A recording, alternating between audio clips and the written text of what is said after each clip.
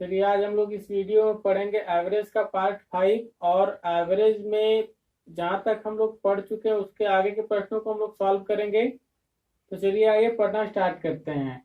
तो उससे पहले एक रिक्वेस्ट करना चाहते हैं कि अगर आप हमारे चैनल पर पहली बार है, चैनल को सब्सक्राइब करके बेल आइकन को ऑन कर लें, जिससे कि हमारे नए वीडियो की नोटिफिकेशन आप लोगों तक पहुँचती रहे। तो चलिए आइए प्रश्न संख्या 35 के आगे 35 प्रश्न संख्या 35 से हम लोग पढ़ना स्टार्ट करते हैं। तो चलिए प्रश्न पढ़िए। प्रश्न 35 में लिखा हुआ है कि 5 संख्याओं का औसत 18 है, एक संख्या छोड़ देने पर औसत 16 हो जाता है, छोड़ी गई संख्या क्या है। तो देखिए यहाँ पे 35 5 संख्याओं का औसत कितना बता दिया हुआ है 18। तो 18 पचे 90 दिया हुआ है। फिर कि एक संख्या छोड़ दी जाती है, औसत कितना हो जाता है 16, 16 चौक 64। तो एक संख्या कम कर देंगे इसमें से, तो इसमें से औसत इसका कितना हो जा रहा है 16 दिया हुआ है। तो छोड़ी गई संख्या, तो यहाँ पे लिख सकते हैं कि छोड़ी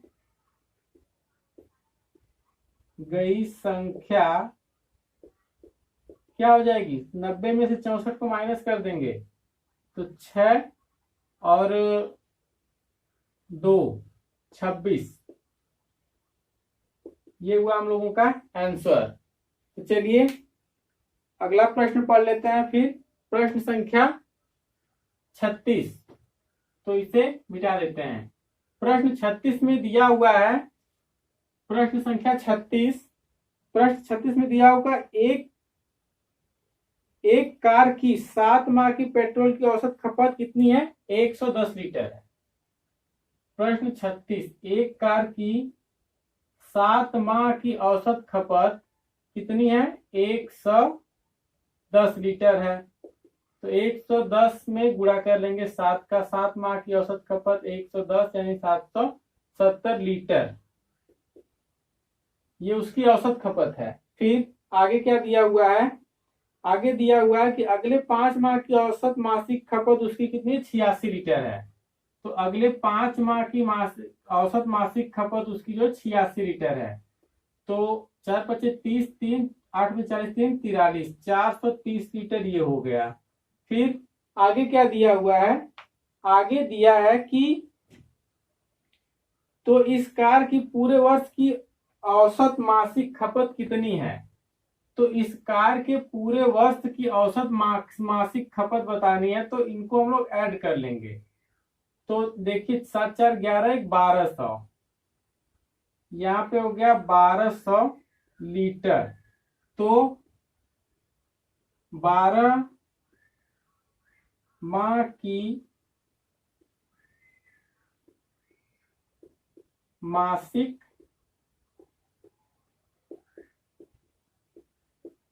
औसत खपत बराबर क्या लिख देंगे, 1200 अपान 12, तो 12 एकम 12 यानी 100 लीटर। आंसर कितना आ गया 100 लीटर। चलिए अब अगला प्रश्न हम लोग पढ़ लेते हैं, प्रश्न 37। तो प्रश्न 37, चलिए आप लोग प्रश्न 37 को पढ़िए और उसे सॉल्व करने की कोशिश करिए। तो चलिए प्रश्न 37, प्रश्न 37 में लिखा हुआ है कि एक वर्कशॉप में कार्यरत सभी कर्मचारियों का औसत वेतन कितना है 8000 है। तो प्रश्न संख्या 37, मान लेते हैं कि माना वर्कशॉप में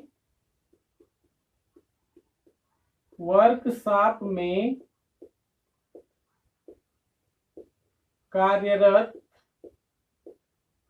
माना वर्कशॉप में कार्यरत सभी कर्मचारी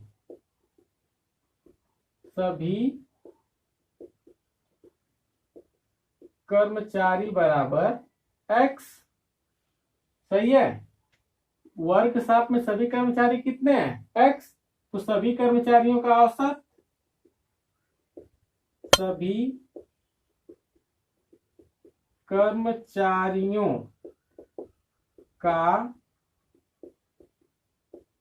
औसत वेतन कितना हो जाएगा 8000x, यानी 8000 गुणे x, तो 8000x। फिर आगे क्या दिया हुआ है, आगे लिखा हुआ है कि इनमें से 7 अभियंताओं का वेतन, औसत वेतन 12,000 रुपया है। तो 7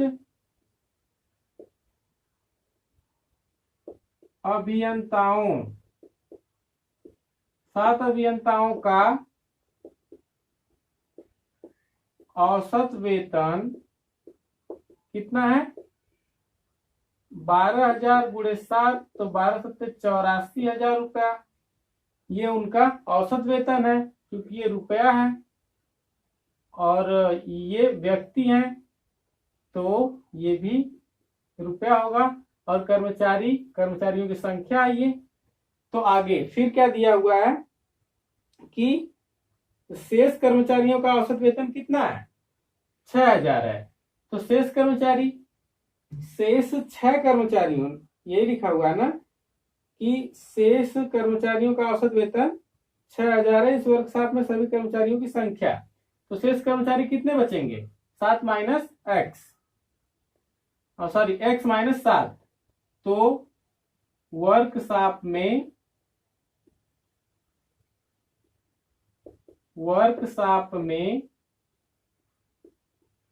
शेष कर्मचारी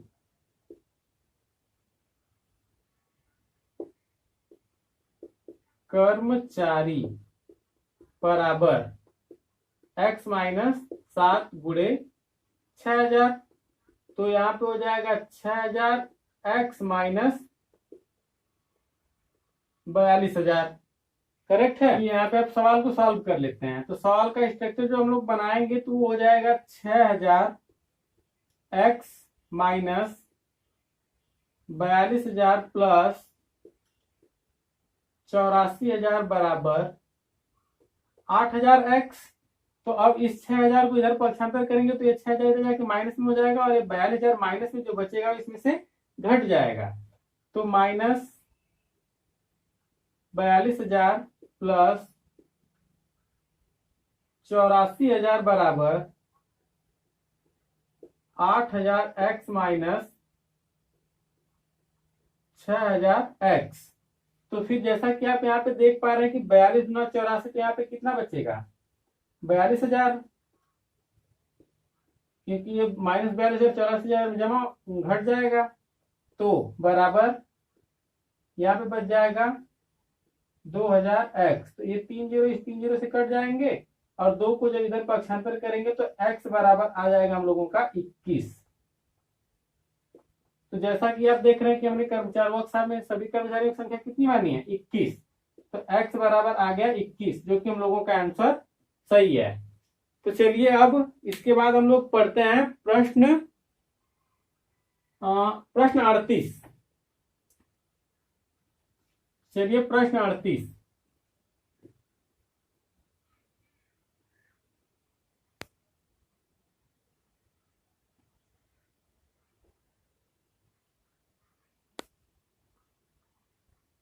चलिए प्रश्न 38 पढ़िए और प्रश्न 38 को सॉल्व करिए। प्रश्न 38 में लिखा हुआ है कि 4 कमाने वाले सदस्यों के एक परिवार की औसत मासिक आय 15,130 रुपया है।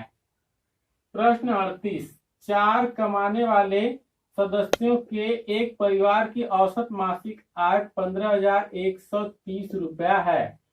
तो 15 चौका 60 और 4 4 12 520। तो गुणा कर लीजिए 0 4 12 4 1 4 1 5 और 15 चौका 60, यानी कि इसकी 60,520। ठीक। आगे फिर दिया हुआ है कि उसमें से एक पुत्री का विवाह हुआ तथा वह अपने घर से विदा हो गई। इससे परिवार की औसत आय घटकर 14,660 रुपए हो गई। विवाहित पुत्री की मासिक आय कितनी थी? तो एक व्यक्ति इसमें से चला गया, तो यहाँ पे कितने लोग बचे? 3 लोग बचे। इनकी औसत आय घट के कितनी होगी? 14,660 रुपए हो गई। तो 14,660 रुपए जब इसकी औसत मासिक औसत कमाई हो गई, यानी इनकम, तो आय, तो फिर इसको भी सॉल्व कर लेते। तो 14,660 में 3 का गुणा कर लेते हैं। तो 0 6 18 1 6 18 1 19 1 4 तिया 12, 1 13, 1 3 एकम 3 1 4, तो 43,980। तो एक व्यक्ति चला गया, तो पुत्री की औसत मासिक आय, तो पुत्री की औसत मासिक आय बराबर, इसमें से इसको माइनस कर देंगे, 60,520 में से 43,980, तो माइनस कर देंगे तो 0, 12 में से 8 को माइनस कर देंगे तो 4, फिर 5 में से 9 को माइनस करेंगे, यानी कि 14 में से 9 को माइनस कर देंगे तो कितना बच जाएगा यहाँ पे 5, फिर 9 बचा यहाँ पे, 9 में से 3 को माइनस कर देंगे तो 6, 5 में से 1 को माइनस कर देंगे तो 5 में से 4 को माइनस कर देंगे तो 1, यानी 16,540 रुपए। ये किसका आया? पुत्री का आया 16,540। चलिए अब इसके बाद हम लोग पढ़ लेते हैं प्रश्न संख्या 39। तो प्रश्न 39 का सॉल्यूशन देखिए, दिया हुआ है कि एक व्यक्ति ए से बी तक x किलोमीटर प्रति घंटा की चाल से जाता है। एक व्यक्ति ए से बी तक x किलोमीटर प्रति घंटा की चाल से जाता है, फिर तथा बी से ए तक यहां पे गया, तथा बी से फिर ए तक y किलोमीटर प्रति घंटा की चाल से लौट आता है। तो पूरी यात्रा में औसत चाल, तो यहाँ पे पूरी यात्रा में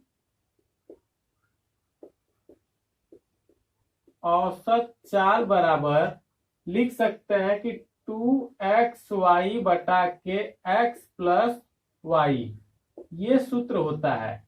और इसमें कोई किलोमीटर दिया हुआ नहीं है, x किलोमीटर प्रति घंटा गया या y किलोमीटर प्रति घंटा से वापस आया, तो x किलोमीटर प्रति घंटा गया और y किलोमीटर प्रति घंटा से वापस आ गया। तो यहाँ पे 2xy प्लस 2xy अपान x प्लस y किलोमीटर प्रति घंटा इसकी चाल हो गई। तो चलिए अब इसके बाद पढ़ लेते हैं प्रश्न संख्या 40। तो प्रश्न 40,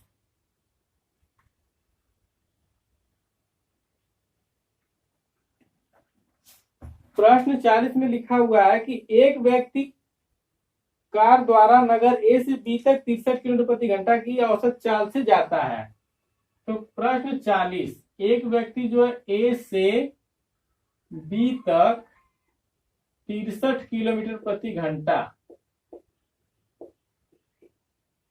63 किलोमीटर प्रति घंटा की चाल से जाता है, तथा 42 किलोमीटर प्रति घंटा की औसत चाल से वापस लौट जाता है, तथा बी से ए तक, बी से फिर लौट के ए तक आता है, तो ये 42 किलोमीटर प्रति घंटा की चाल से वापस आ जाता है। तो फिर पूरी यात्रा में उसकी औसत चाल, तो पूरी यात्रा में औसत चाल बराबर 2xy बटा के x प्लस y, तो 63 इंटू 42 अपान 63 प्लस 42। अब इसको जोड़ लेते हैं पहले, तो 42 गुना के 84 हो जाएगा ये, और अपान, तो 3 2 5 और 6 4 10। तो देखिए अब इसे हम लोग भाग दे देते हैं। तो पहले इसे किससे काटते हैं? 3 से काट देते हैं। तो 3 दुना के 6, 3 एकम 3, या फिर डायरेक्ट 21 से काटते हैं। देखिए 21 तिया 63, 21 पच्चे 105। फिर अब नहीं कटने वाला है, तो 3 का 84 में गुणा कर लेते हैं। तो 4 तिया 12, 1 8 तिया 24, 1 25 बटा के 5। तो जब इसमें भाग दे देंगे तो 5 पच्चे 25, 0 50×5 किलोमीटर प्रति घंटा। तो 50.4 किलोमीटर प्रति घंटा उसकी औसत चाल हो गई। जैसा कि आप विकल्प में देख पा रहे हैं, दूसरा वाला सही है। चलिए अब आगे प्रश्न 41, प्रश्न संख्या 41। चलिए देखिए प्रश्न 41 में क्या लिखा हुआ है। प्रश्न 41 में दिया हुआ है कि एक स्थान ए से बी तक एक मोटरसाइकिल की औसत गति 65 किलोमीटर प्रति घंटा है। एक स्थान, प्रश्न नंबर कौन सा है, 41 है। तो एक स्थान ए से बी तक उसकी औसत गति कितनी है, 65 किलोमीटर प्रति घंटा है। तो फिर बी से ए तक की उसकी औसत चाल कितनी है, तो बी से ए तक आने में उसकी औसत गति 60 किलोमीटर प्रति घंटा है। तो बी से जो है ए तक लौट के जब आता है तो उसकी औसत गति कितनी हो जाती है, 60 किलोमीटर प्रति घंटा हो जाती है। तो पूरी यात्रा में औसत चाल पूछ रहा है, तो पूरी यात्रा में औसत चाल, पूरी यात्रा में औसत चाल कितना हो जाएगा, 2xy यानी 65 गुणे 60 बटा के 65 प्लस 60, तो 60 गुना के 120, 120 गुणे 65 बटा के 65 और 60 गुना के 120, 125 हो जाएगा। इसे 5 से भाग दे लेते हैं, तो 25 पच्चे 125 और यहाँ पे 13 पच्चे 65। तो फिर इसको भी दे लेते हैं, 5 पच्चे 25 और 5 गुना के 10, 2 5 चौका 20, 24 पच्चे 120। अब बचा कितना है यहाँ पे, 24 गुणे 13/5, तो 13 चौक को 52, 5 3 26, 5 31 बटा के 5। तो फिर जब इसमें भाग देते 5 6 का 30, 1 5 गुना के 10, 2 5 चौका 20 किलोमीटर प्रति घंटा। तो 62.4 किलोमीटर प्रति घंटा हम लोगों का उत्तर आया, जो कि 62.4, जैसा कि विकल्प नंबर तीसरे वाले में दिख रहा है कि इतना 62.4 हम लोगों का आया हुआ है। चलिए अब हम लोग पढ़ लेते हैं प्रश्न संख्या 42। प्रश्न संख्या 42 में दिया हुआ 50 संख्याओं का औसत कितना है, 36। तो 36 पच्चे 180, 1800। इसमें फिर आगे दिया हुआ है कि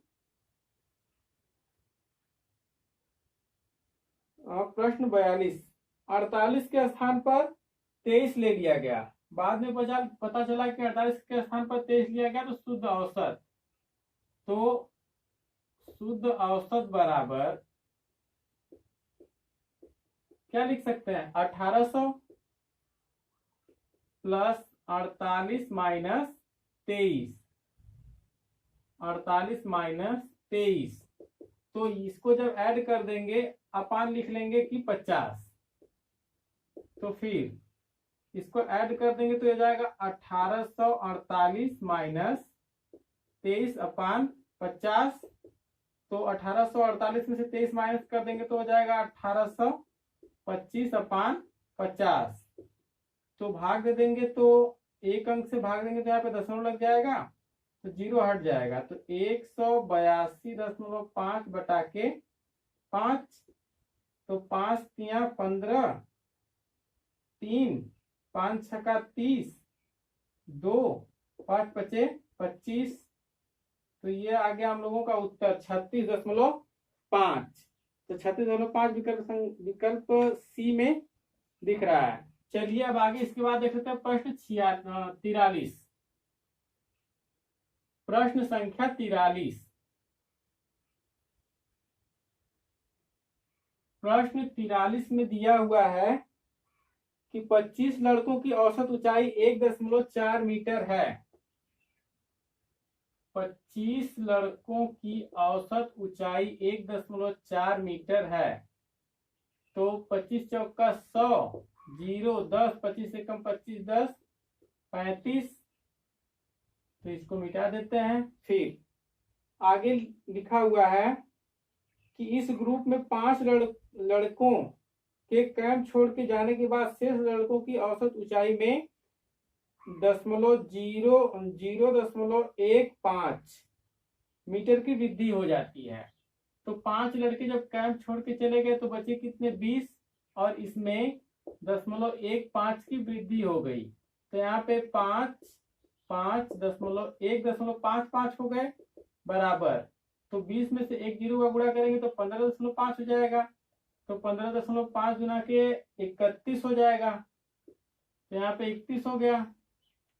अब क्या बताना है इसमें कि जाने वाले 5 लड़कों की औसत ऊंचाई कितनी है। तो जाने वाले 5 लड़कों की औसत ऊंचाई 4/5। तो 4 बच्चे 5 8 40, 10 लगाएंगे 40, 8। तो इतना मीटर, 0.8 मीटर आंसर आ गया हम लोगों का। तो चलिए ये विकल्प नंबर 1 में लिखा हुआ है। चलिए अब प्रश्न 44, प्रश्न संख्या 44 को पढ़ लेते हैं। तो प्रश्न 44 में लिखा हुआ है कि 512 पृष्ठ वाली एक पुस्तक में छपाई की त्रुटियों की औसत संख्या 4 प्रति पृष्ठ है। यदि प्रथम 302 पृष्ठों में इन त्रुटियों की संख्या 998 हो तो शेष पृष्ठों में त्रुटियों की औसत संख्या प्रति पृष्ठ कितनी है, यही बताना है। तो 44 में 512 गुणे कितना है प्रति पृष्ठ, 4। तो ये हो जाएगा 5 चौका 20 और 12 चौका 48, 2048, जिनमें की 302 पृष्ठों का मतलब पहले से दिया हुआ कितना है कि 998। इसमें से 302 माइनस कर देंगे तो 0, 1 और 2 बचे कितने, 210। और इधर भी 998 हम लोग माइनस कर लेंगे तो 0, 14 में से 9 को माइनस करेंगे तो 5, और 9 में से 9, 0, 1, 1050। तो 221 शेष पृष्ठ बचे और इतने 1050 त्रुटियां बची हुई हैं। तो क्या बताना इसमें, शेष पृष्ठों में त्रुटियों की औसत संख्या। तो शेष पृष्ठों में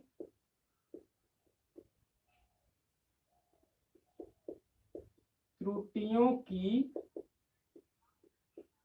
औसत संख्या बराबर, यहाँ पे लिख लेंगे कि 210 बराबर 1050। तो 1050 बटा के 210, 0 से 0 कट जाएगा, 21 से कम 21, 21 बच्चे 105। तो 5 शेष पृष्ठों में प्रति पृष्ठ त्रुटियों की संख्या कितनी हो जाएगी, ये हो जाएगी 5। चलिए अब पढ़ लेते हैं प्रश्न संख्या 45। प्रश्न 45 मिटा लेते हैं इसे। प्रश्न 45 में दिया हुआ है, प्रश्न 45, एक थैले में कुल 10 गेंदें हैं में लिखा हुआ है कि एक थैले में कुल 10 गेंदें हैं जिनमें से कुछ लाल तथा शेष सफेद हैं।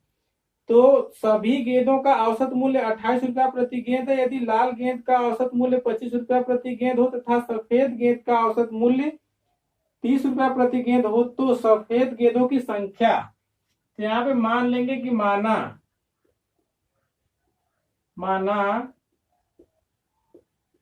सफेद गेंदों की संख्या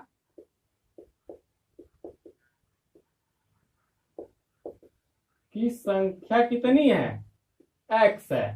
तो लाल गेंद की संख्या, तो लाल गेंदों की संख्या क्या हो जाएगी, 10 माइनस एक्स हो जाएगी, क्योंकि सभी गेंद कितनी है, 10 तो है। और तो 10 गेंदों का औसत, तो 10 गेंदों का औसत हो जाएगा 10 गुणे 80 यानी 280। सफेद गेंदों का औसत दिया हुआ है 30x प्लस लाल गेंदों का औसत दिया हुआ है 25, तो 25 माइनस 10 यानी x बराबर 280। तो यहाँ पे 30x प्लस 250 माइनस 25x बराबर 280। अब ये 250 को इधर पक्षांतर करेंगे तो माइनस हो जाएगा, तो यहाँ पे 30x माइनस 25x बराबर 280 माइनस 250। तो यहाँ पे बच जाएगा 5x बराबर कितना, 30। तो x बराबर 6। तो x बराबर 6 यानी सफेद गेंदों की संख्या कितनी है, 6, और लाल गेंदों की संख्या कितनी है, 4। तो चलिए इसी के साथ हम अपने वीडियो को यहीं समाप्त करते हैं और फिर मिलते हैं नेक्स्ट वीडियो में। तब तक के लिए धन्यवाद।